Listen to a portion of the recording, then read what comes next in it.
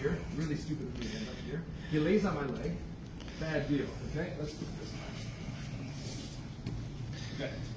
So I had this big, I'm gonna lay right in your delta, and this big mess to get rid of. And also if you've seen this. Number one, I'll push this off my belly so I can sit over top of his leg. Number two, this is more important, extremely important. I'm going to show you why later. This leg must come back. This arm now pushes his knees together, and I'm going to ride up on top of him. Okay?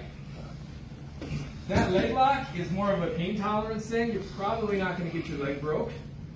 You may get a little bit of a strained ankle, but that's about it. 1, 2, 3, 4, 5. Okay? Raise your hand if that's brand new to you. Okay, one more time.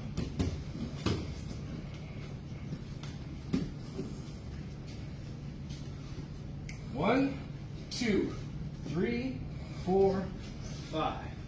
Okay, 1, 2, 3.